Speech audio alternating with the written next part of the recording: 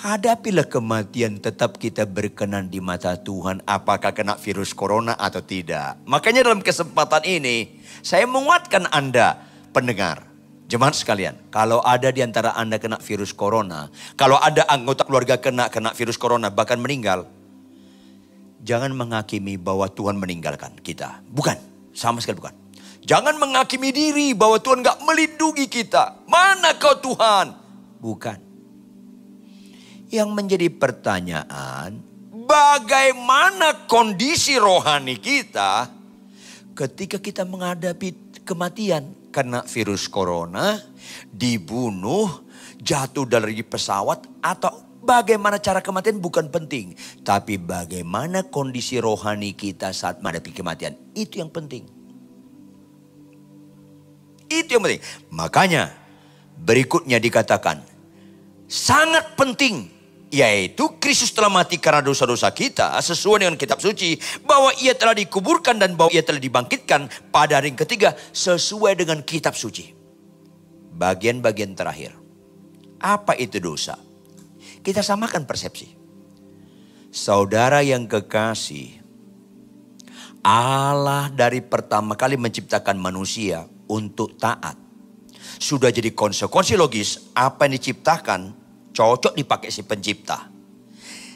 Handphone dibuat manusia. Lebih rendah kata dari cipta. Kata cipta itu dari tidak ada menjadi ada. Dibuat, digubah. Dari bahan-bahan yang ada dibuat. Handphone buatan manusia. Handphone berfungsi. Dapat digunakan. Itu disebut nilai. Ketika dipakai manusia. Manusia ciptaan Allah. Berfungsi. Dapat digunakan ketika dipakai Tuhan. Orang yang paling malang dalam hidup ini, seumur hidupnya sampai mati, dia tidak dipakai Tuhan.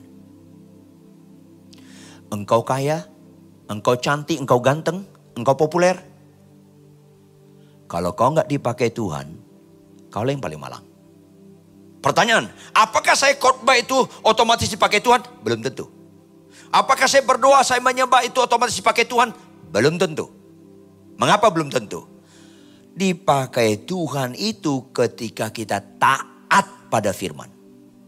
Itu yang saya bilang. Kalau saya khotbah, tapi di rumah saya maki-maki istri saya. Saya menyembah terharu-terharu, tapi kelakuan saya di rumah mengharukan. Itu berarti saya penyembahan saya dan khotbah saya bukan melayani Tuhan. Makanya Tuhan katakan apa? Adam dan Hawa, semua buah pohon di taman ini boleh kau makan buahnya. Tapi yang satu itu jangan kau makan buahnya. Yang satu itu jangan kau makan buahnya. Kalau kau makan kau akan mati.